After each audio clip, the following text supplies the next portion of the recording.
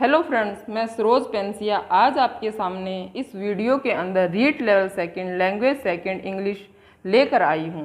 तो इस वीडियो के अंदर हम सबसे पहले जो हमारा सिलेबस है उसके अंदर 6 यूनिट दी गई है। तो उसके अंदर से यूनिट सेकंड है वो स्टार्ट करते हैं unseen poem. Unit second unseen poem. एक बात देखो, इस वीडियो के अनसीन पोएम के तहत हमें क्या दिया गया है कि हमारे फिगर ऑफ स्पीच दी गई है। फिगर्स ऑफ स्पीच इस यूनिट के अंदर हमने क्या पढ़नी है, फिगर ऑफ स्पीच पढ़नी है। पर हमारे जो सिलेबस के अंदर वैसे तो अगर लिटरेचर की बात करें तो बहुत सारी फिगर ऑफ स्पीच है, बट हमारे सिलेबस के अंदर 6 ही फिगर ऑफ स्पीच है जो हमने रीड करनी है। तो फर्स्ट फिगर ऑफ स्पीच की हम बात करें तो वो है सिमिली, सेकंड है मेटाफर, थर्ड है एलिट्रेशन, फोर्थ है पर्सोनिफिकेशन,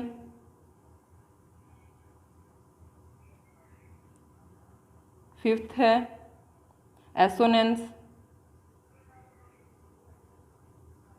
एंड सिक्स्थ है राइम।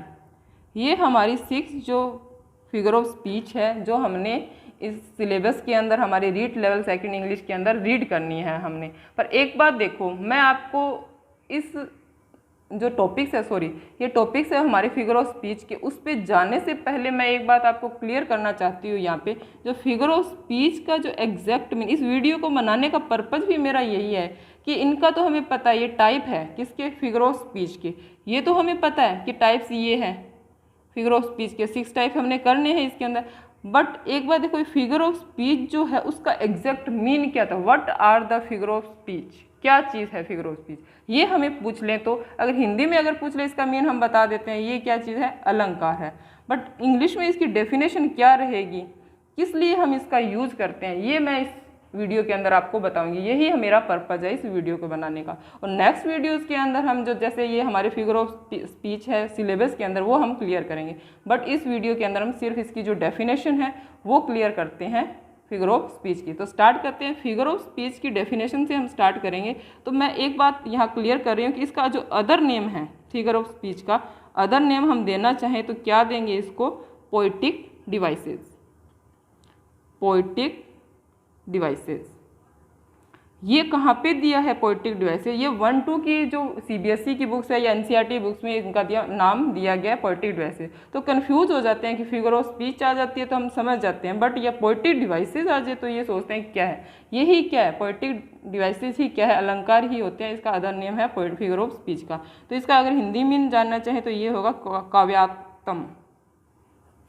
डिवाइसेस का मीन होता है यंत्र, ठीक है, ये हो गया। तो अब आगे स्टार्ट करते हैं इसकी डेफिनेशन से। इसकी डेफिनेशन क्या रहेगी फिगर ऑफ स्पीच की, डेफिनेशन स्टार्ट कर रहे हैं अपने इसकी डेफिनेशन। अब फिगर ऑफ स्पीच साथ साथ मैं इसकी हिंदी भी क्लियर करूंगी अगर कोई कंफ्यूज ना हो आप, इसलिए a figure of speech is a word और phrase using figurative language। figurative language ये क्या है, इसकी डेफिनेशन है। तो इसको मैं थोड़ा हिंदी क्लियर कर देती हूँ कि a figure of speech is a word. A figure अलंकार का एक शब्द हो सकता है, एक वाक्यांश है जिसका हम किस में यूज़ करेंगे, फिगरेटिव लैंग्वेज में। अलंकार, फिगरेटिव का मीन होता है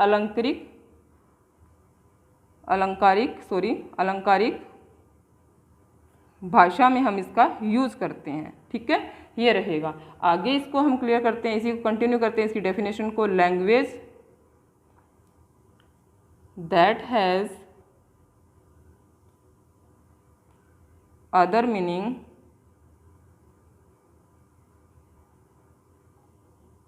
देन इट्स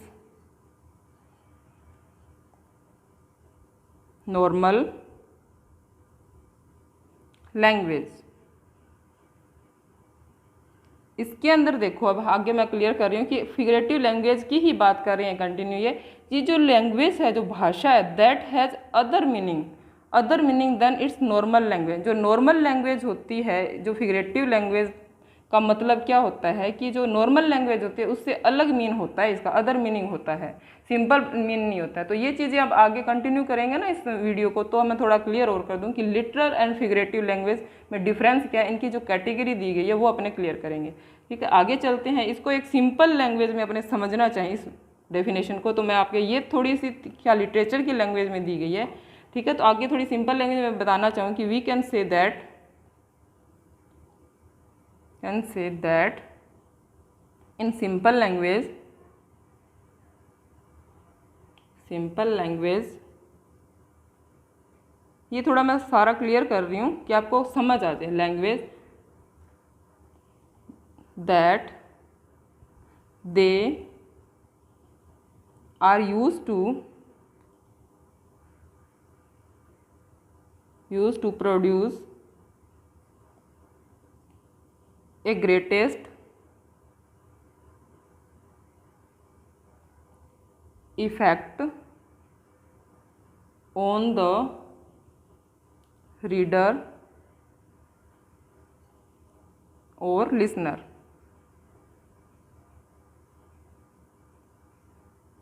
इसके अंदर क्या बताया गया है कि we can say that in simple language that they are use to produce a greatest effect on the reader और लिसनर। इसका मीन भी यही कहना चाहते हैं कि जो फिगर ऑफ स्पीच है ये एक ग्रेटेस्ट इफेक्ट डालती है किसके ऊपर, जो रीडर होता है, जो पाठक होता है, पढ़ने वाला होता है, और लिसनर मतलब जो श्रोता होता है, सुनने वाला, दोनों पर ही। ठीक है, तो आगे इसको कंटिन्यू करते हैं। It creates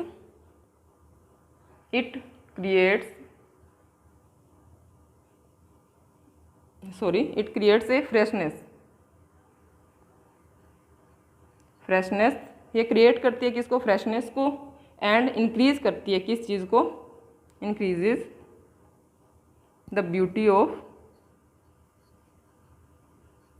beauty of language को। इसके अंदर क्या बताया गया है कि इट क्रिएट्स करती है फ्रेशनेस को, जो ताजगी होती है किसकी, लैंग्वेज की, उसको इंक्रीज करती है, बढ़ाती है। द ब्यूटी जो सुंदरता होती है किसकी, लैंग्वेज की। यही मीन होता है किसका, फिगर ऑफ स्पीच का पढ़ने का। तो ये इसकी डेफिनेशन है। सिंपल लैंग्वेज में अपने समझ चुके हैं कि क्या रहती है फिगर ऑफ स्पीच की डेफिनेशन। थोड़ा एक जनरल वे में और थोड़ा सा मैं क्लियर कर रही हूँ, तो चलते हैं आगे। तो इसके अंदर आगे चलते हैं, इसी को थोड़ा कंटिन्यू करते हैं, इसी डेफिनेशन को, कि इन जनरल वे में हम समझना चाहिए, बिल्कुल सिंपल लैंग्वेज में। जैसे वो भी मैंने सिंपल लैंग्वेज, थोड़ा लिटरेचर लैंग्वेज बताया, थोड़ा सिंपल वे में इसको थोड़ा और क्लियर कर लेते हैं। जनरल आएगा GE, इसको दोबारा लिखते हैं अपने, इन GENER, जनरल। तो the purpose of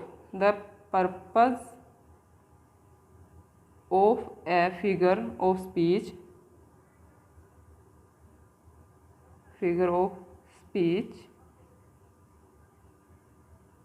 is to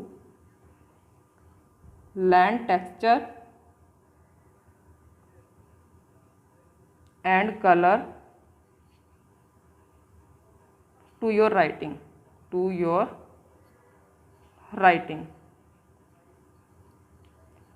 अब इसके अंदर देखो, जनरल वे की अगर बात करें तो द पर्पज है ना फिगर ऑफ स्पीच का, इस अलंकार का अगर बात करें, जो अलंकार होते हैं उनका क्या होता है, टेक्सचर देना, बनावट एंड कलर किसको देना, योर राइटिंग को। हमारी जो राइटिंग होती है इनको क्या दे देते हैं, एक अच्छी बनावट दे देते हैं, एक कलर दे देते हैं इस राइट, मतलब डेकोरेट। कहने का मीन ये है कि जो फिगर ऑफ स्पीच है वो हमारी जो लैंग्वेज होती है उसको क्या कर देते हैं, डेकोरेट कर देते हैं, सजाते हैं। अगर पोएम की बात करें तो उसको हम क्या करेंगे, इसको डेकोरेट कर देते हैं, सजा देते हैं अलंकार से, भाषा से, अलंकार की जो लैंग्वेज होती है उससे। तो यही मीन होता है फिगर ऑफ स्पीच का, किसी भी भाषा में, चाहे हिंदी है या इंग्लिश है, दोनों के अंदर। तो thank you for watching my video.